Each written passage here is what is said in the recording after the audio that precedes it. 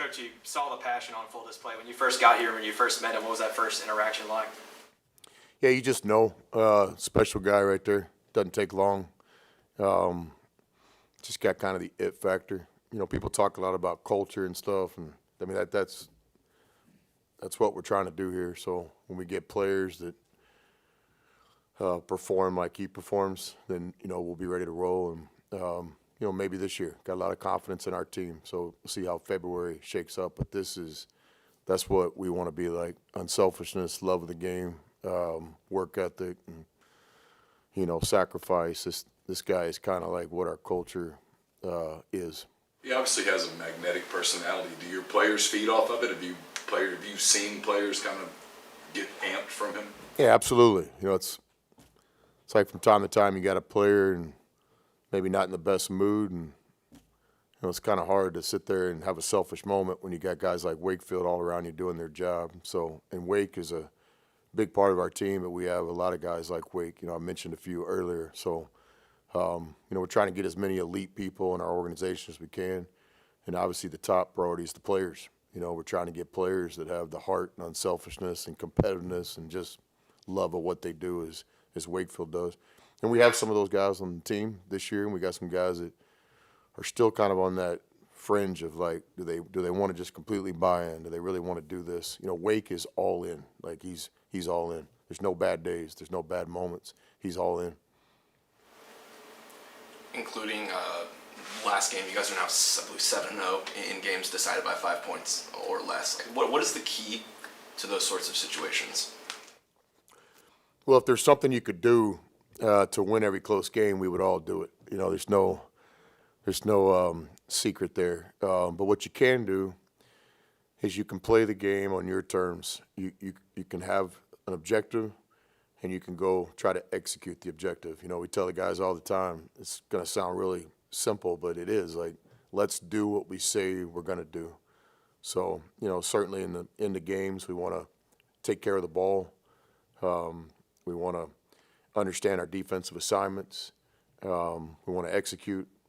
And so I do think this year's team, going all the way back to the non-conference, where we all sat in here in some of those November games, and we finished games for the most part the way we'd like to. The winning and losing, you can't always control that, but you can control, what you do in those big moments at the end of games. And I think our players have done a good job, trying their best to do that. You referred the other night to trajectory. How different is your team today than it was when you played at Auburn a couple, 3 weeks ago? I think we're a better team, but I think Auburn's better too. I think, February to me is the biggest month in college basketball. We all think about March and March Madness, but your February opens up the door for you to be a part of that, or sometimes closes that door, or sometimes leaves a little bit of crack. So, this is the deal, So we've got 7 games this month, and we just have to try to continue to get better and play our best basketball when it matters most. We're about to make the turn in the 18-round fight of the SEC, and but February is a big month. I think there's some teams out there that have a chance. There's some teams that are probably going in the other direction. Everybody's motivation is different this time of year. So one of our many objectives is to always give ourselves a chance. Don't beat ourselves. And so certainly that starts with your locker room and where guys are mentally this time of year. And obviously with the basketball, we want to just continue getting better.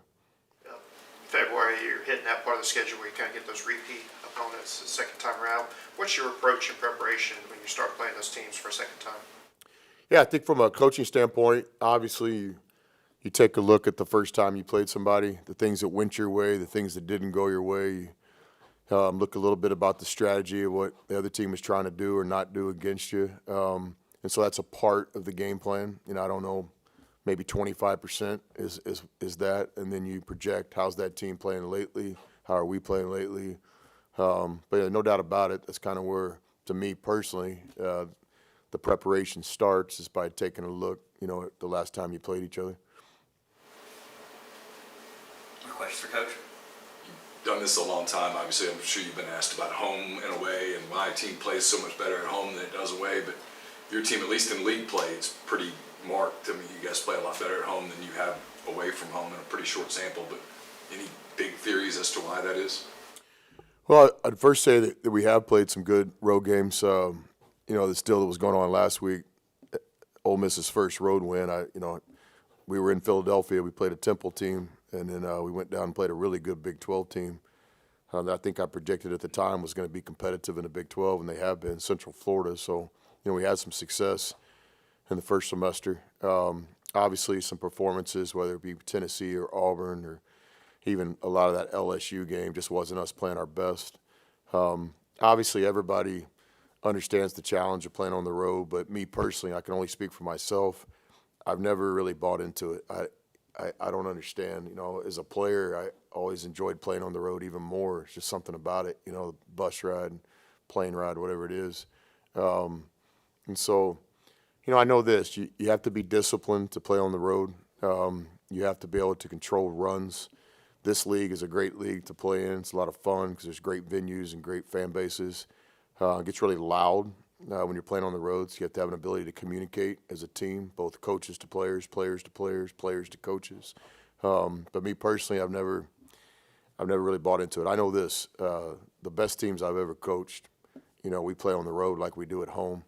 And I know a lot of people just disagree with that completely. When I was a junior high football player, I'll never forget our coach told us one time, we got these games coming up and we've got to protect our home field and we got to split on the road. And I didn't agree with that. It was the first time I'd ever heard that as a 12-year-old, like split on the road. Are we talking about losing on the road? Like, why are we thinking that way? And I didn't verbalize my thoughts like I should have and paid a price for that. But the thought still remains today, years and years later. Like, I don't buy into it. Like, it's a 40-minute game.